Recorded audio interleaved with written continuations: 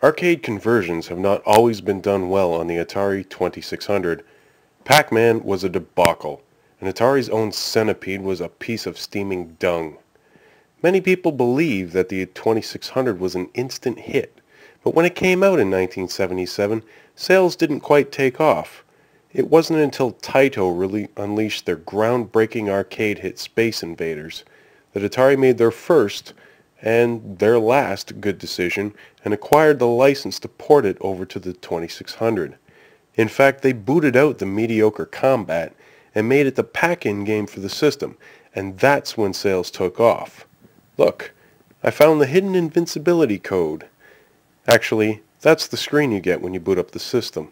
On the 2600, Space Invaders is a near-perfect conversion and makes the 2600 worth owning. The premise is simple: shoot all the aliens for a high score. It's actually quite challenging, and most novice players won't even get past the first wave. The challenge in the game is to lead your shots and let the aliens run into them, as the missiles are slow-moving. The further down the aliens get, the faster they move back and forth. When you get down to the last one, he speeds up big time, and is quite challenging to hit. If you were lame back then, and bought an Intellivision instead of an Atari, Mattel was more than happy to give you a rip-off version of the game titled Space Armada. Despite the claims by some that the Intellivision featured better graphics and sound than the 2600, this game doesn't prove it. The aliens are larger, but blockier looking, and they move back and forth in larger chunks. Because of that, some of them are constantly behind your shields, and near impossible to hit at times.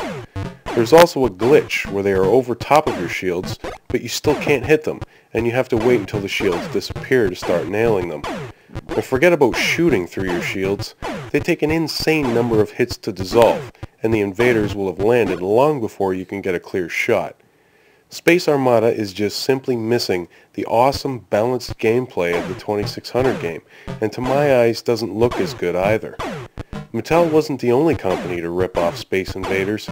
If you bought an Odyssey II by Magnavox, you got the blocky and ugly Alien Invaders. Other companies were even less discreet with their intentions and ripped off the rip-offs. Here is Alien Invaders for the Fairchild Channel F, as well as the Emerson Arcadia 2001. Why do I only feature screenshots for these? Because I don't own any of these lame systems, and neither should you. If you have never played Space Invaders for the Atari 2600 video computer system, you don't have the right to call yourself a gamer.